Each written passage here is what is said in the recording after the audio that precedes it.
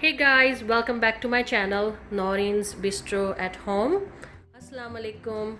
So today I'm sharing the recipe is caramel frappuccino. It's really delicious and that's our favorite drink from the Starbucks.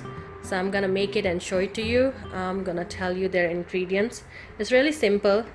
I just made the coffee, 1 cup coffee, and add 1 cup milk here, and I'm gonna use 2 cups of ice, and that's my caramel syrup.